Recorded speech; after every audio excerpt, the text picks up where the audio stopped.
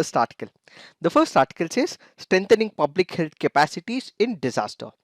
India as a country faces both natural and man-made disaster. Up until 2005, our approach towards disaster management was ad hoc and reactive in nature. What do we mean by it? Let's say, for example, there is a man-made disaster or it can be a natural disaster. So whenever a disaster strikes that particular region, our approach towards that disaster was ad hoc in nature. We did not have pre-plans, we did not have rules and regulations, we did not have who has to take the responsibility for it, who will be the first responders, how this issue has to be solved. So whatever comes our way, that issue was solved on a particular basis. So we did not have prescribed rules and regulations when it comes to the disaster management. But after 2005, we came up with what is called as the proactive approach. So the reactive approach became what is called as the proactive approach, which means even before a reaction or a disaster strikes that particular region or a particular place, we would already have laws in place and who would take the responsibility for it. So up until 2005, we had a reactive approach or an ad hoc process, and after 2005, we came up with what is called as the Disaster Management Act of the year 2005, which happens to be a proactive approach. So what was this proactive approach? Basically, we did come up with the Disaster Management Act. What was the importance of this proactive approach? With this proactive approach, we have a clear-cut structure that was laid by the government. So what exactly happens? We have the Disaster Management Act, which says what are the responsibilities of the central government, which lays what are the responsibilities of the state government, and it also looks at who takes the responsibility when it happens at a particular region at the local level as well. So clear-cut demarcation and rules and regulations was laid about the structure and the functioning as well. The act further laid rules for the precautions, the mitigations, steps that have to be taken before a particular disaster strikes and after a particular reaction or a disaster strikes, and what should be the response when it comes to the responders. So these rules and regulations with respect to the Disaster Management Act became a proactive approach because of the establishment of the Disaster Management Act. As this was being enforced, it also became a part of the developmental process. So what do we mean by this developmental process? Let's say, for example, when you look at the traditional approach to development, what was being laid was the importance being given only to the development, but the scenario of disaster was not taken a part of the development. So what meant important was the economics, what meant important was the growth, what meant important was the jobs that was created and the regional imbalances getting changed as well. So in this particular backdrop, when developmental projects were taken up, there was certain issues that disaster might strike that particular region. But what happened with the establishment of the Disaster Management Act?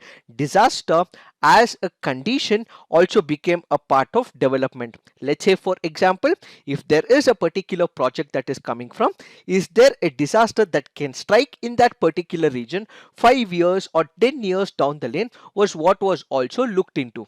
Let's say there is a hydroelectricity project or there is a mining project. Yes, it is a developmental project, but there can be disasters as well.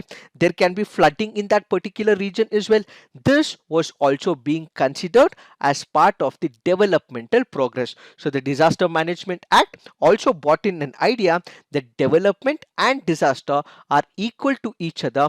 Only development at the cost of disaster should not be taken up. This has to be synonymous, says the Disaster Management Act. So a development and disaster will go hand in hand in case we ignore the fact that development at the cost of disaster, this can strike hugely both on the economic terms and also in terms of lives as well. So the Disaster Management Act also became a very important prospect when it comes to the developmental activities. This is not all. After the year 2005, we may have made huge progress. When we look at 2005 and when we look at 2020, yes, we have couple of laws, we have laid number of rules and regulations, we have had mitigation techniques as well, but the problem is there are still existing gaps when it comes to the disaster management as well, and that is in specific focus to the medical preparedness. We have made the progress, we have improved a lot, but still there are issues when it comes to disaster handling for the medical issues. One simple example is the COVID-19. What exactly happened? We have all seen it.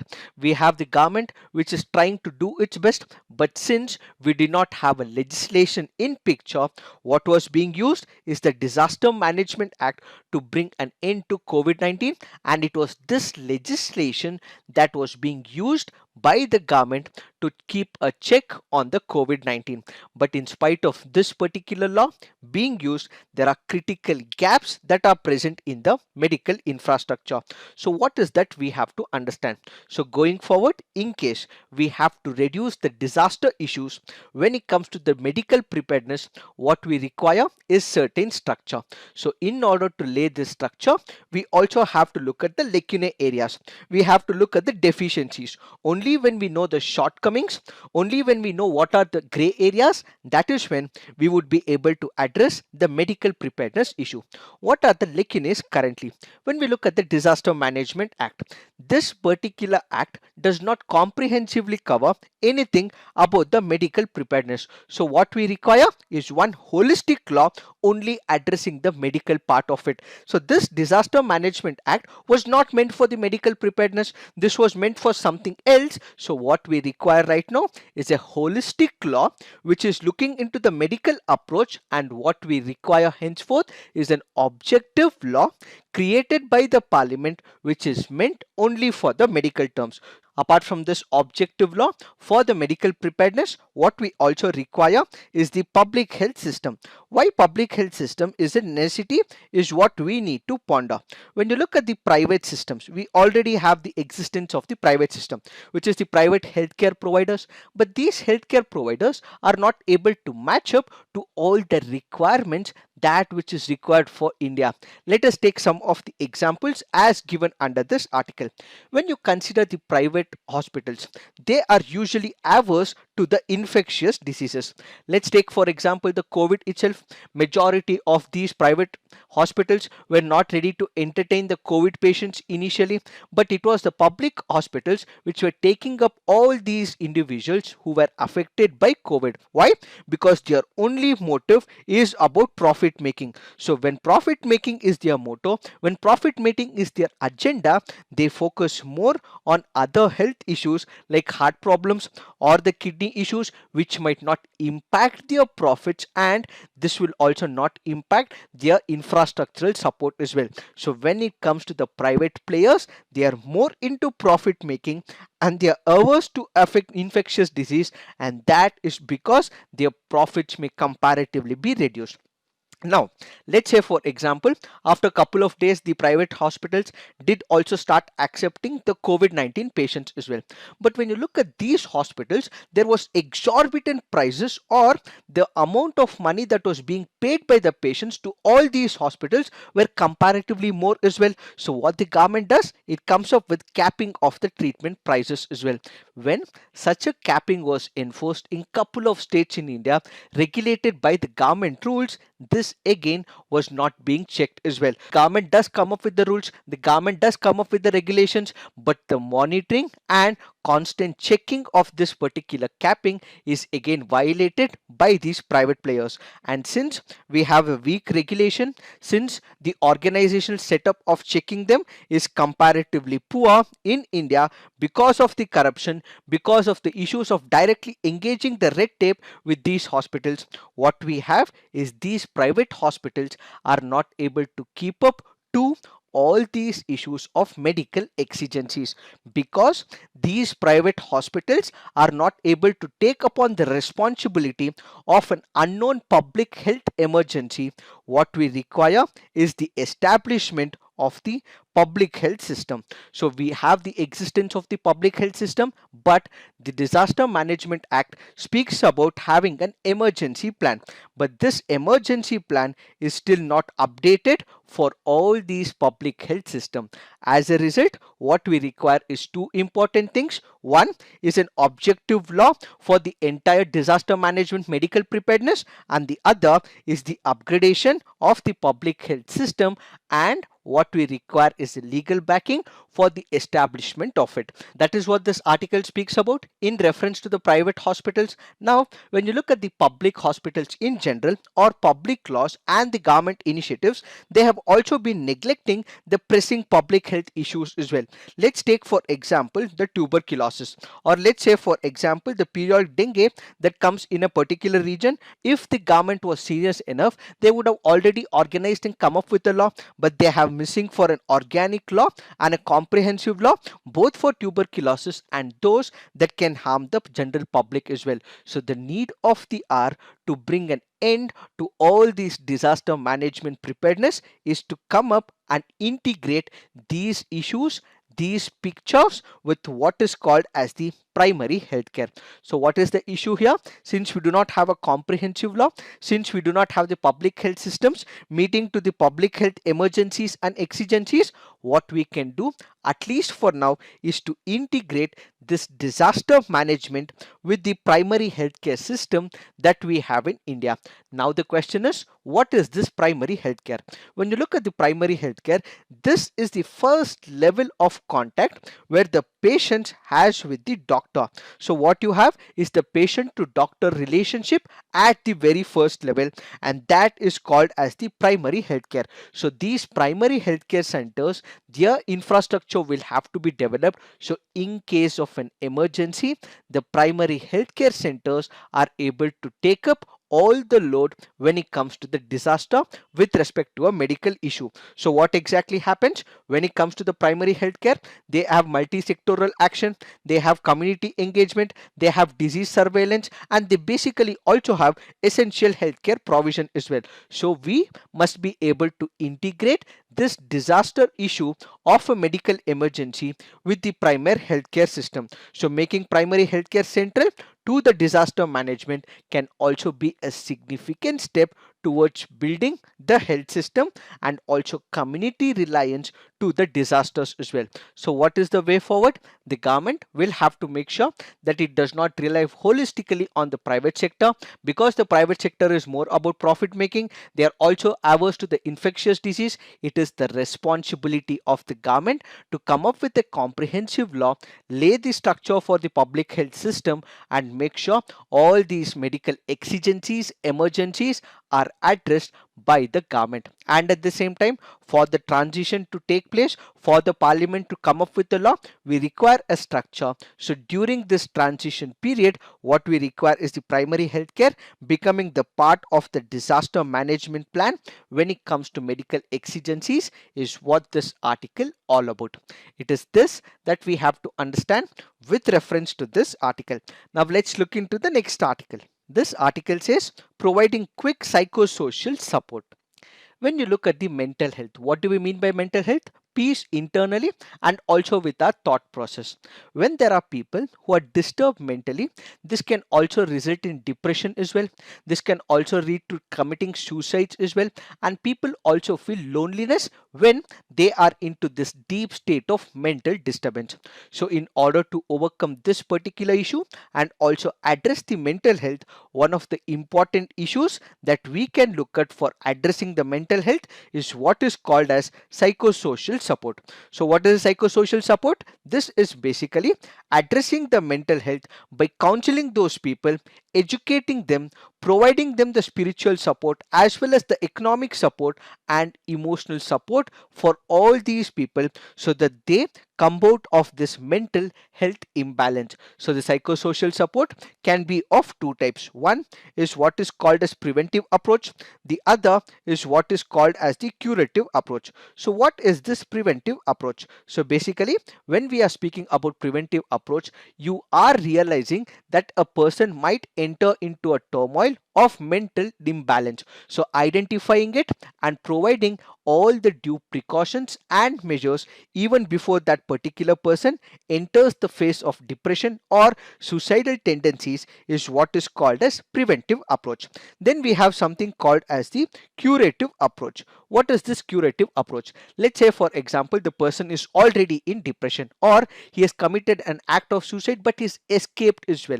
So in all these cases, providing them the emotional support and making sure that they come out of this depression is what is called as the curative approach. So ensuring that mentally disturbed people are given this support is what is called as the psychosocial support.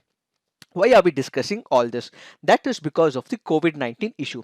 The minute COVID-19 issue came, there are couple of people across all age barriers, all age sections who have been affected by the mental health. Why? Because these are the people who were gregarious in their nature. They were going out. They were not actually restricted to their houses. But since COVID-19 hit, most of the people, they were stuck at their houses as well. And what exactly happened was the schools were also shut, colleges were also shut.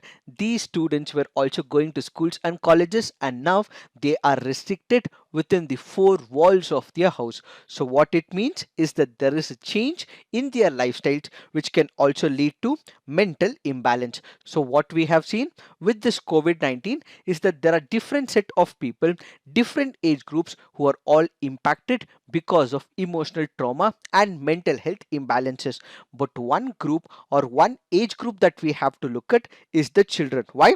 Because they are especially vulnerable to the adverse mental health conditions. That is because as adults, we would be able to overcome all these issues because we have experience behind us, but that is not the same when it comes to the children. Why? Because the children might be going to the schools, they might be in the colleges, and they might not be exposed to the vagaries of life as well. They might be moving a lot, they might be playing as well, they might have social friendship as well, and all of a sudden, just because the educational institutions were shut by the governments across the world, it is this group that might face the adversity, and they might experience feeling of loneliness, depression and anxiety during the pandemic as well. The children might also lose their moorings, and their thoughts also may get disoriented as well. So identifying them, playing with them and understanding them, providing them emotional support is what is this psychosocial support with respect to the children. We can take one of the examples that happened back in the year 1999. What exactly happened was in the state of Odisha. So there was a super cyclone in Odisha, and during this period, children were the most traumatized. Why? Because they might have lost homes, they might have lost their family members, they might have lost their friends, and it is during this period they might require a lot of emotional support. So what was happening during this period? There were community volunteers who came up together, encourage students and children to come out of that particular feeling. So how did they do it? They asked the children to participate in various events like painting. They came out in open and they started playing the musical games as well, and they were also part of dance, drama and other competitions, storytelling, toy making, so on and so forth. So what these community volunteers did is engage the children so that they could actually move or divert their attention away from the cyclone to all these aspects that the children can engage in. So basically what we have to focus is on all these aspects of taking away children from the loneliness, from the depression and other issues, towards engaging and participating them into what they usually like. So what are the concerns when it comes to the psychosocial support? When it comes to India, we do not have the basic health infrastructure that is required. So the need of the hour is to make sure that infrastructure is upgraded, and at the same time, for the mental health, we currently do not have the psychiatrists and the clinical psychologists as well. So whenever there is a mental trauma, it is these people who address their issue. But what are we seeing here is that the basic health infrastructure is not there, and the required number of psychiatrists and clinical psychologists are again not present in India, and as a result, the number of people required to provide the emotional support in India and world over as well is comparatively less. So what we require is number of people who will be engaged in such activity, and they are called as the community volunteers. So who are these community volunteers? They are not the trained psychologists, or they are not the trained psychiatrists as well. These are the volunteers who come forward to approach the people who are in need of a specific help. So what exactly happens here? These community volunteers are trained by the doctors, psychologists and psychiatrists, and these community volunteers approach the children or anyone who is in need of the emotional support. And apart from this, the World Health Organization has also spoken about talk therapy as well. So what is this talk therapy? This is one of the purposes where people tend to identify who is in need of talking. So when we feel lonely, we want someone to listen to all our traumas and all our distresses. So that is what is called as talk therapy. So when you burst out your anger, when you burst out your emotions, or when you say to another person, the tensions in life is comparatively reduced. Why? Because the other person is listening to you, and the other person might give an alternative directives as well, and you would also be able to come out of this trauma and distress. That is what is called as talk therapy, that which is also encouraged by the World Health Organization. So basically, recruiting the volunteers, making sure that they are trained properly, and they approaching the children and others who are in need of the emotional support is what is this psychosocial support is all about. It is this that we have to understand with respect to this article. Now let's look into the next article. This article says PM seeks respect for the territorial integrity. This article is in reference to the virtual meeting of all the leaders of the Shanghai Cooperation Organization. Kindly remember, we will have an elaborate analysis with respect to SEO, as we will be having more updates and columns with respect to this particular issue. But as of now, let's have a bird eye view about this instance of what Prime Minister Narendra Modi has spoken about the virtual meeting. He speaks about the China-Pakistan economic corridor. What happens in this particular case? China is violating the territorial integrity of India and constructing a road project via the Pakistan occupied Kashmir, which is an integral part of India, illegally occupied by Pakistan. So India has made a vague reference that China has violated the territorial integrity and sovereignty of India in a vague reference to the China-Pakistan economic corridor. Further, Prime Minister Narendra Modi speaks about the United Nations Security Council as well. When we look at the United Nations Security Council, we have the 5 permanent members. You have the USA, you have the United Kingdom, France, Russia, and China. But in this 21st century, there are a couple of countries who have also developed as well. They also require to be deserving, and they also have to be represented in the United Nations Security Council. So what India has also spoken is it is asking for the support of the SEO members so that India also becomes the part of the United Nations Security Council permanent members. So when that particular issue is considered, it says that all the SEO members as countries will have to support the cause of India being a permanent member. In this particular meeting, Prime Minister Narendra Modi also spoke about India supporting the cause of peace, security and prosperity, and he also voiced his opposition to the terrorism, illegal arms smuggling, drugs and money laundering issues that which have been surfacing from the neighboring countries. So these are the general notes given by the Prime Minister Narendra Modi when it comes to the virtual meeting between all countries of the Shanghai Cooperation Organization. But kindly remember, we will have more analysis going forward because we are expecting few editorials in the next couple of days. Now let's look into the next article. This article here is speaking about the 15th Finance Commission. A background to what this 15th Finance Commission is, what is its operations, what was the agenda given to it, what was the terms of references, what was the issues with respect to South India, has all been explained in one of our videos, and the link for the same will also be provided in our description box. Kindly remember, this 15th Finance Commission report is yet to be submitted to the Parliament. The Parliament, once it is submitted, there will be an open discussion. Then this will also come in the public forum. Once we have it in the public forum, we will take up this article in an elaborate way.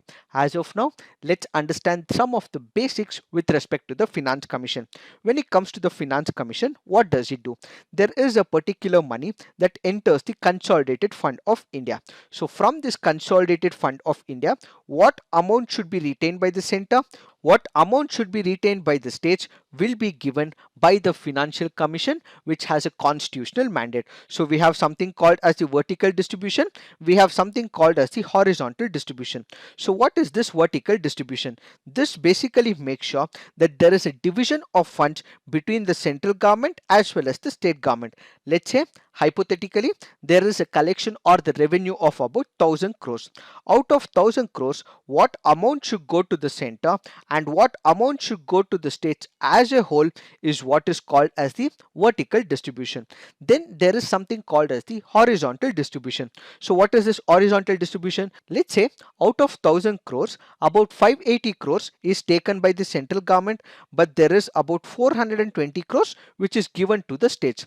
Among all the states, what should be the distribution between different states is what is called as the horizontal distribution. So the horizontal distribution will basically mean how much of the money will be going to Rajasthan, how much of the money will be going to Maharashtra, how much will go to Karnataka, how much will go to Kerala will be discussed under the horizontal distribution. So there is a prescribed cut, there is a prescribed rules, there are prescribed parameters that are taken into picture for this horizontal regulation or horizontal distribution. All this has also been discussed in our earlier videos as well, so kindly look into it. But what is another important aspect with reference to the 15th Finance Commission is that the government had also asked the 15th Finance Commission to look into whether there has to be a local government grant, whether there has to be a disaster management grant, whether there has to be a separate mechanism for the internal security as well as defense. So all these parameters will be discussed when this particular report is out in the public forum. And apart from that, they have currently given about 4 important reports. So what are these 4 reports? The first and the second report are the main 2 reports which speaks about the divisible pool, and we have the third report which speaks about how the central government will have to approach the money, and the fourth report or the fourth volume is focusing on the state governments and their finances as well. So kindly remember, all this discussion will be taken up going forward, but as of now this is what you have to know in general. Now let's look into the next article. This article here is speaking about the peace deal between Armenia and Azerbaijan with reference to Nagorno-Karabakh region. So this is the Nagorno-Karabakh region. So in this particular region, there was a conflict between Armenia and Azerbaijan as to who should be owning this particular region. We have discussed couple of times in the very same platform what this issue is all about. But now what we are discussing is about the peace deal that has been established between these two countries, and this was brokered by Russia. So there was a peace deal that was signed between Russian President Vladimir Putin, Azerbaijani President as well as Armenian Prime Minister. What is this new peace deal all about? According to this peace deal, both the sides currently have positions. In all these areas that they currently hold, there will be ceasefire, there will be no military operations, and what we will also have is the Russian peacekeepers who will be present in this particular region. So what we will have is the Russian peacekeepers coming up and monitoring this particular region for about 5 years. And when it comes to refugees and internally displaced people, all those people who have moved away from this region, they can come back to this particular region, and in case there are prisoners of war, they will again have to be exchanged, is what this peace deal all about. It is this that we have to understand with reference to this article. Now let's look into some of the preliminary practice question. Latching corridor forms the shortest route between, is it North Korea and South Korea, Russia and China, Tigray in Ethiopia and Eritrea, or Armenia and Nagorno-Karabakh? The answer to this is Armenia and Nagorno-Karabakh. Why have we taken this practice question? Because of the reference with respect to the peace deal. So kindly remember, we are speaking about the Lachin corridor. This is the shortest distance between Armenia and a place called as Stepanakert, which happens to be present in this Nagorno-Karabakh region. Now let's look into the next practice question. With reference to Enforcement Directorate, which of the following statements is or correct? It investigates the violations of Foreign Exchange Management Act laws. The Directorate draws officers from investigating agencies, the Customs and Central Excise, Income Tax only, as they deal with economic offences. So the correct answer to this is one only. Why? Because it is not only the income tax and customs, it draws also officers from the police service like the IPS as well. Why have we taken this practice question? Because of the reference given under this article. So kindly remember, the directorate draws officers from customs, income tax and police as well. Now let's look into the next practice question. Consider the following statements. Homeopathy is a system of medicine born in Europe. Unani as an ancient form of traditional medicine originated in Tamil Nadu. Which of the above statements are correct? The answer to this is one only. Why? Because Unani as an ancient form of traditional medicine not originated in Tamil Nadu, but instead it came to India via the Arabs and Persians sometimes during the 8th century, and Siddha was originated in Tamil Nadu through the work of Siddhas or saint. Generally, the basic concepts of Siddha and Ayurveda are similar. Why have we taken this practice question? Because of the reference given under this article. Now let's look into the next practice question. Which of the following is the custodian of the Constitution of India? Is it the President of India, Prime Minister of India, Lok Sabha Secretariat or the Supreme Court of India? The answer to this is Supreme Court of India. Now let's look into the mains practice question. Today you guys will have to write two essays. The first essay is democracy cannot succeed unless those who express their choice are prepared to choose wisely. Why this topic? That is because of the elections that which is taking place in Bihar and by elections in Gujarat, Uttar Pradesh, Madhya Pradesh and Karnataka. The second essay says the focus of healthcare is increasingly getting skewed towards the haves of our society. So please write both these essays in our comment section, peer review and also come up with constructive criticism. So this is it for today. Thank you for watching. All the best.